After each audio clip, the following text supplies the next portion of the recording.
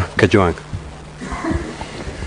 Mr. Speaker, in mathematics there is what we call a vulgar fraction.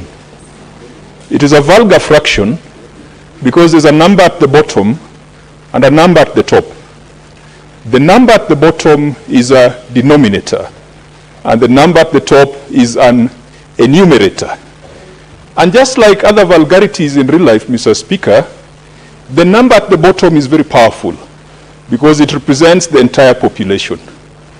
The question for us to consider today, in this vulgar fraction of Nyamira, what is the denominator? What is the total population of members of county assembly to whom the percentages and fractions can be applied? Mr. Speaker, once we sort that out, this situation in Nyamira will no longer be vulgar. It will be pretty clear on whether we can proceed or not. Senator Boni Khalwale raised a very important example. When our brother Cheptumo was away, the threshold, the 50% threshold remained 24. It introduced to 23. There was a time, Mr. Speaker, when we were cooking up some motion to push you to declare our side, the majority side. The time when Wetangula resigned to be the Speaker of the National Assembly, the time that Murkomen left to join the cabinet, and Soipan Tuya. And when he looked at the maths and whatever had been lodged with the registrar of political parties, it would appear that our side, therefore, at that instant, was a majority side. But then we talked to legal experts. They told us that the denominator, that number at the bottom, must be 67, and it is not a moving target. Mr. Speaker, there was a time also in this House when we were passing the Electoral Laws Amendment Bill. It was very contentious. We only needed one vote. And I thank God, Mr. Speaker, that the government did not resort to trying to play around. But that vote was from the Kisii delegation.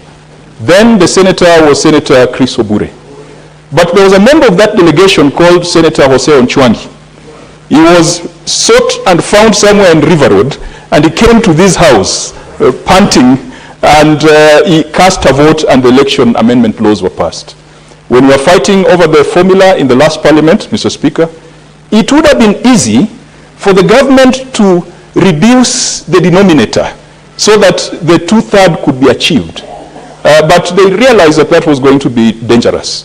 And so the government of the day resorted to intimidation of Senators Lelegwe, Senators Lagat, and Senator Malala, even though Senator Malala was a willing accomplice. Mr. Speaker, if we can sort out this thing of denominator, we will have clarity. But there is a problem in Nyamira, which we must agree on, even as we discuss this PO. This is not the first time we're debating a matter with regards to Nyamira on the floor of this House, be it in the Devolution Committee, be it in the Public Accounts Committee.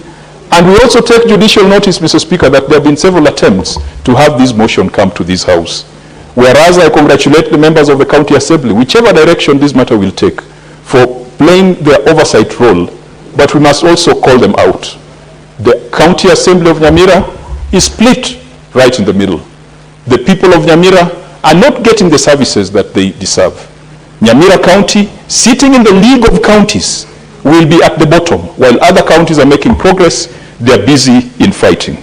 Mr. Speaker, this Senate will stand for the Constitution, will protect the weak, and will make sure that we provide justice to everybody. But Mr. Speaker, looking at the conversation and perhaps even the public interest in this matter, I will perhaps invite you to consider invoking Standing Order number 66.3 on deferring putting the question until a later time. I mean, the Standing Order allows you. There's nothing that says that this motion must be voted upon at this present moment, because Standing Order 66.3 provides that option. Because, Mr. Speaker, I would like us to expose these people who are swearing false affidavits. It is becoming a problem. Impeachment after impeachment, people come here and disown the affidavits. The only way to catch them is to proceed into full trial and ensure that someone is taken into custody for perjury. Mr. Speaker, I submit. Senator Mrango.